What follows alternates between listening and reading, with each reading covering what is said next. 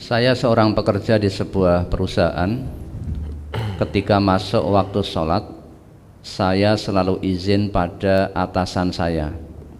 Teman saya menyarankan untuk menjamak sholat duhur dan asar supaya pekerjaan tidak tertunda dan cepat selesai. Namun saya menolaknya. Bagaimana pendapat Ustadz tentang hal itu, dan mohon pencerahannya agar bisa khusyuk dalam beribadah. Saya tidak punya pendapat. Nah, kalau kondisinya seperti ini, ya, kalau saudara atau saudari ini memang memenuhi syarat untuk bisa mengambil rukhsah jamak dan qashar dalam sholat, yaitu musafir, maka boleh dijamak dan diqashar. Namun kalau tidak, artinya saudara mukim di situ, sebab-sebab untuk jamak dan qashar tidak terpenuhi, ya maka yang saudara atau saudari lakukan ini sudah betul. Alhamdulillah, bersyukur pada Allah, ya, ditempatkan dalam pekerjaan dalam satu tempat yang mana saat saudara atau saudari ini mohon izin atasan untuk mendirikan sholat, selalu diizinkan oleh atasannya, maka bersyukur. Kalau saudara mukim, syarat untuk mendapatkan rukhsah tidak terpenuhi, ya maka tidak boleh dijamak, diqashar, itu tidak boleh. Namun kalau saudara ini musafir, boleh. Itu yang pertama. Kemudian yang kedua, agar bisa khusyuk dalam beribadah. Tentu dalam hal ini yang dimaksud adalah sholat.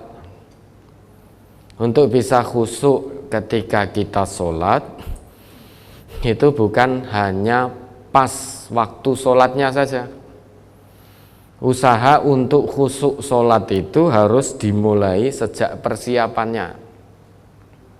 Mulai dari toharohnya, ya, mulai dari wudunya, mulai dengan basmalah, kemudian wudu, memperbagus wudu, tidak kesusu, tidak tergesa-gesa. Bagian-bagian anggota wudu yang memang harus dibasuh dengan penuh ketenangan. Jangan sampai ada yang terlewat. Kemudian selesai wudu berdoa. Selain itu, sebelum sholat, Allah juga perintahkan khudzu zinatakum inda kulli masjidin, ya, berhiaslah dengan pakaian yang terbaik setiap hendak mau sholat. Ketika sholat, hendaknya memakai pakaian yang memang baik. Kalau pakaian itu kita malu memakainya ketika ketemu manusia, ya usahakan jangan dipakai untuk sholat.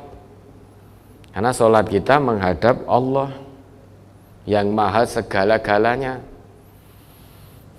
Misalkan dengan kaos oblong, kita bertamu ke manusia saja malu dengan kaos oblong. Masa kita bertamu kepada Allah, datang kepada Allah menggunakan pakaian yang kita saja malu menggunakannya saat bertemu manusia. Maka hiaslah, gunakan pakaian yang terbaik setiap hendak sholat. Kemudian setelah itu sholat ditunaikan dengan tumakninah. Jangan tergesa-gesa, jangan terburu-buru. Bahkan biar sholat itu bisa khusyuk, misalkan panjenengan di rumah, kemudian karena sesuatu hal lantas iqomah sudah dikumandangkan, itu pun oleh Nabi jangan berlari.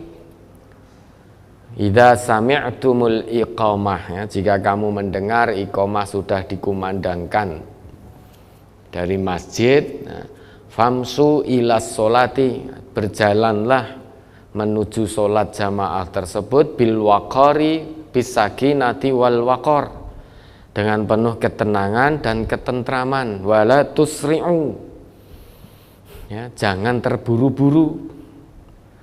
Mengapa? Karena kalau terburu-buru, misalkan saudara lari agar tidak terlambat, biar tidak menambah rakaat,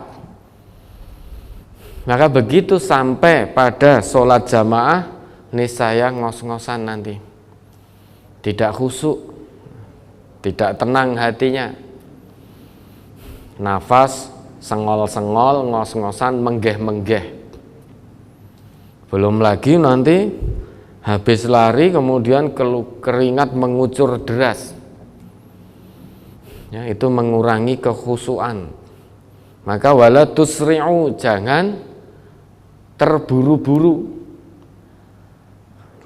Fama adraktum fasallu, apa yang kamu dapati bersama imam dalam sholat jamaah itu sholatlah. Wa ma fatakum fa'atimmu, sehingga tidak perlu terburu-buru. Apa yang terlewat dari rakaatnya maka sempurnakan, tidak perlu terburu-buru. Ini dimulai sejak persiapannya, sejak ketika belum masuk dalam sholatnya. Lah begitu sholat, maka lakukan dengan penuh tumakninah. Karena sholat itu kita sedang bermunajat kepada Allah. Sedang Nabi kita bersabda, innal musalliya yunaji rabbahu. Sesungguhnya orang yang sedang sholat itu hakikatnya sedang bermunajat kepada Rabbnya. Fal yangdur bima yunajihi bihi. Maka orang yang sholat itu hendaknya memperhatikan apa yang dia munajatkan kepada Rabbnya. Nah, jangan terburu-buru baca Fatihahnya. Kalau memang itu rakaat-rakaat yang harus kita baca Fatihah, misalkan dalam sholat sir, maka jangan terburu-buru. Apalagi di setiap Fatihah itu ada jawaban dari Allah. Idza qala al-'abdu alhamdulillah qala Allah hamidani 'abdi. Jika seorang hamba dalam sholatnya itu mengucap alhamdulillahirabbil alamin, maka Allah jawab, hambaku sedang memujiku. Wa idza qala al-'abdu ar-rahmanir rahim qala Allah asna alayya 'abdi. Ya. Dan jika seorang hamba itu dalam sholatnya mengucap ar-rahmanir rahim, dijawab oleh Allah, hasna alayya abdi, hambaku sedang menyanjungku. Wa idza qala al-'abdu maliki yaumiddin qala Allah majjadani abdi. Jika hamba itu mengucap maliki yaumiddin, Allah jawab majjadani abdi, hambaku sedang mengagungkanku.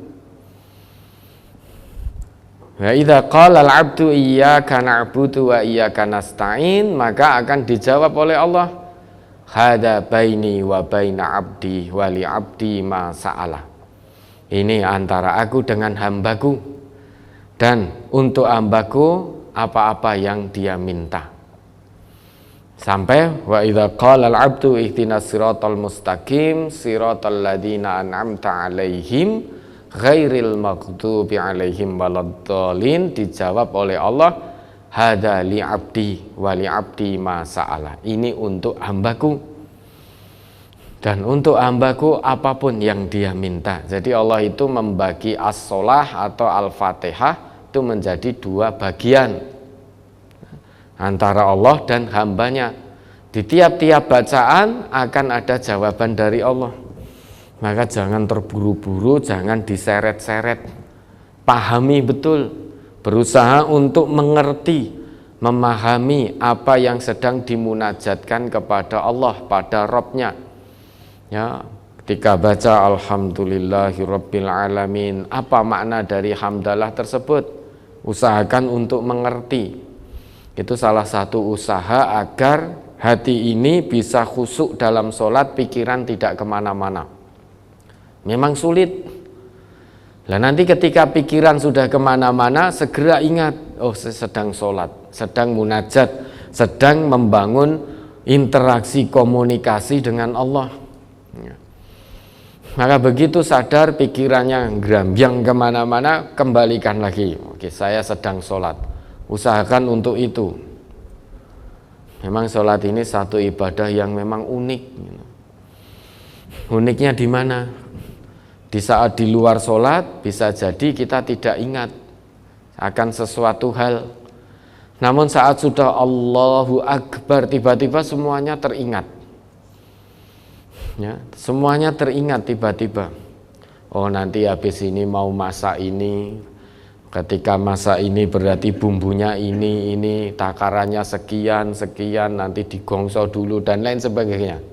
Ketika sholat. Selesai sholat sudah lupa lagi bumbunya tadi apa. Ya, maka itu ya, gangguan dari setan. Nah, begitu gerambyang kemana-mana, usahakan kembalikan. Oh, saya sedang sholat, munajat, maka fal yang dur bima yunajihi bihi. Hendaknya melihat, perhatikan apa yang sedang dia munajatkan kepada Rabb-nya. Ya, sehingga untuk khusyuk dalam sholat harus diusahakan sejak persiapannya. Kalau persiapannya sudah serampangan, persiapannya sudah terburu-buru, maka dalam sholatnya pun sulit untuk bisa khusyuk. Maka harus tenang. Dalam persiapan kerjakan satu demi satu secara tumakninah dengan penuh ketenangan. Tenang itu bukan berarti berlambat-lambat, bukan. Ya, tenang, tidak terlalu cepat, tidak terlalu lambat. Jadi tenang, wudu ya jangan ngobrol. Wudu lakukan dengan tumakninah, semua anggota yang wajib terbasuh dibasuh. Begitu sampai kemudian sholat, takbir sampai salam, usahakan memahami apa yang dimunajatkan kepada Allah.